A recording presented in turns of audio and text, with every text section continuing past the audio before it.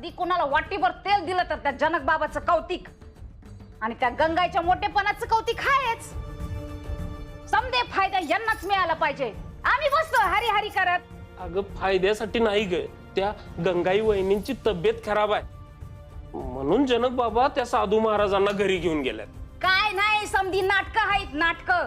त्या साधू बाबांना हाताशी धरून समद्या गावाची तब्येत बिघडवतील. आता माझ्या मेलीचं नशीबच फुटकं, त्याला काय करणार.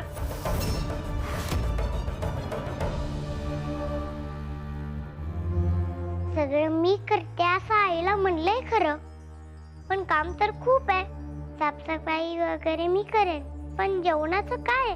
आईला आजारपणात काय द्यायचं काही नाही, मला जास्त काहीच माहिती नाही. काय करू मी. तू जाई, तुझी मदत हवी. मी आईसाठी काय करू कसं करू एवढंच मला सांग.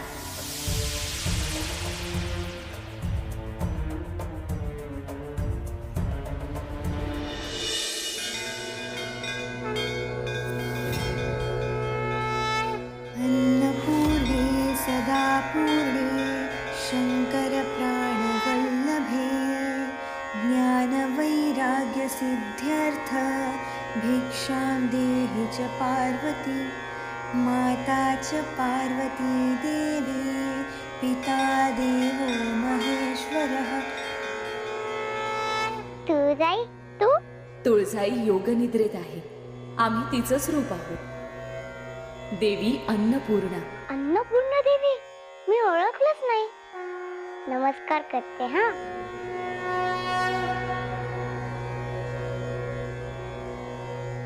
आम्ही तुझ्या मदतीसाठी आलो आहोत. खरंच. माता पार्वती जेव्हा महादेवांशी लग्न करून कैलासावर गेल्या तेव्हा तिथं स्वयंपाकघरच नव्हतं. माता पार्वतीने महादेवांकडे मागणी केली की आम्हाला स्वयंपाकघर हवंय, परंतु महादेवांनी तर भुकेवर विजय प्राप्त केला होता. त्यांना त्याची गरजच वाटेना. त्यांनी सरळ नकार दिला.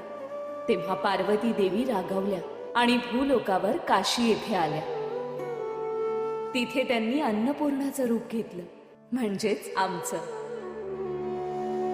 पार्वती देवी निघून गेल्यावर महादेवांना थोडीच राहवत आहे. महादेवांना त्यांचा विरह जाणवायला लागला. मग ते देवीच्या शोधात काशीमध्ये आले. तिथे त्यांनी अन्नपूर्णाच्या हातचं म्हणजेच आमच्या हातचं जेवण ग्रहण केलं.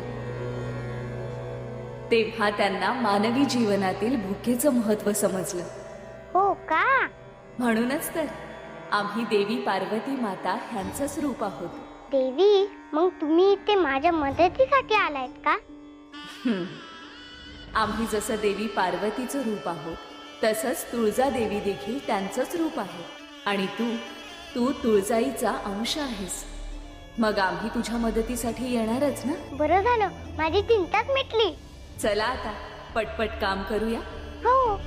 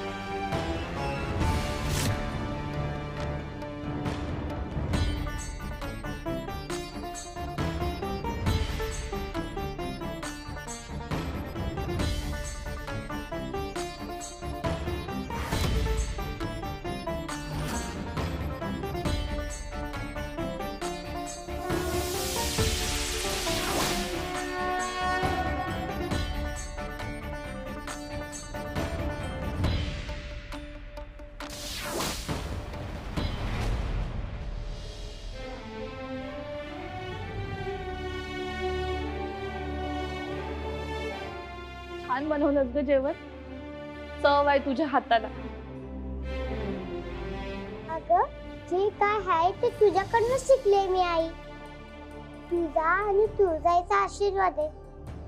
मग छानच होणार की सगळं.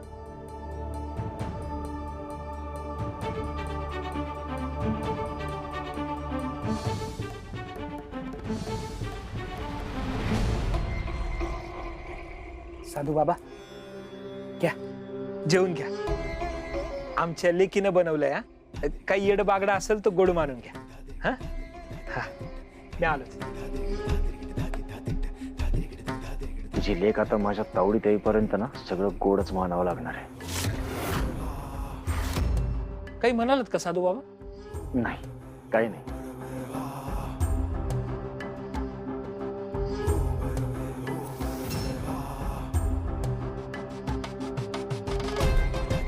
भूक तर लागलीच आहे.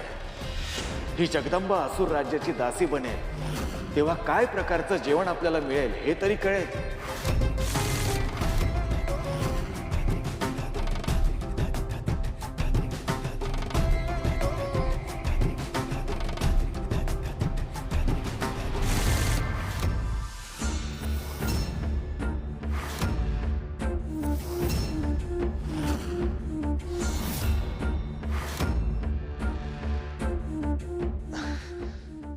हे काय होतंय? या अन्नामुळे माझ्या शरीराचा दाह होतोय. जगदंबा दैवी अंश आहे, त्यामुळे मी तिच्या हातचं खाऊ शकत नाहीये बहुतेक.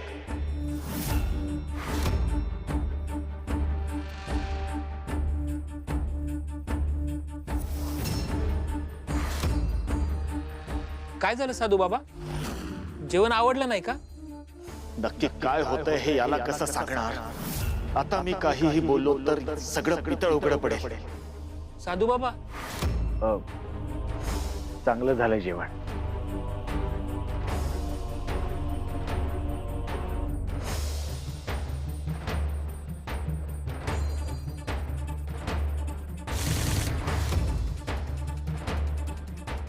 हिनं केलेल्या जेवणाचा प्रत्येक घास माझ्या घशात अडकतोय. माझं शरीर आतून जळतंय. याची परतफेड मी करणार जगदंबे, नक्की करणार.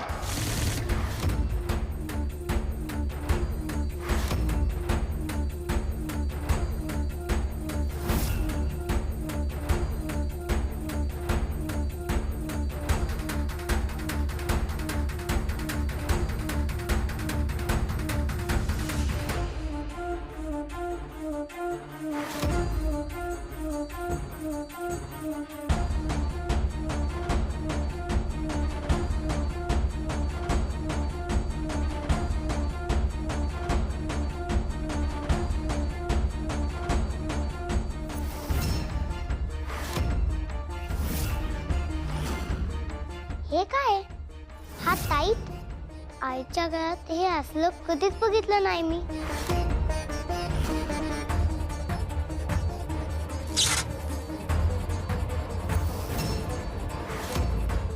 आई ग, झटका बसतोय.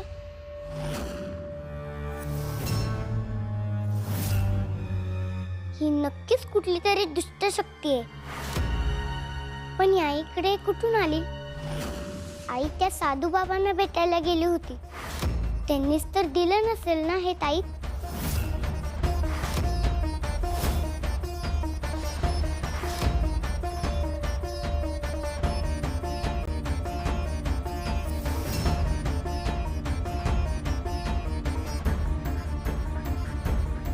हो असेल, त्यांनीच दिलेला असेल.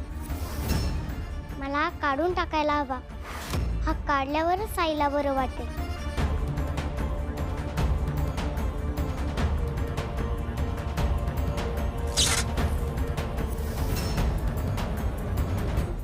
यात खूपच काही शक्ती आहे. हातही लावता येत नाहीये.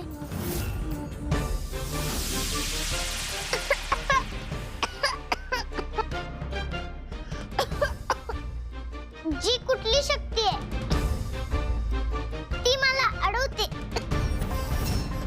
आईच्या गळ्यातून मला हे काढू देत नाहीये. पण मी ते काढणारच.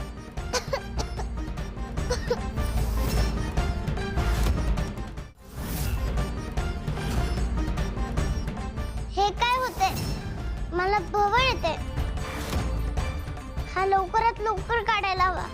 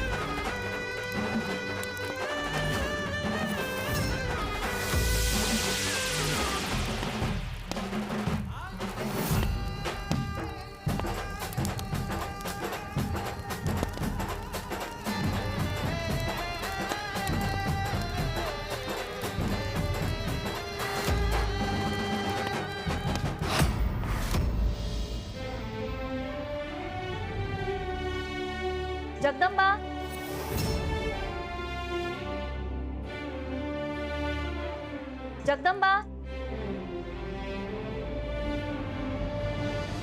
काय केलंस तू? का ग? काय झालं? अगं मला बरं वाटायला लागलंय, काय बी त्रास होत नाहीये.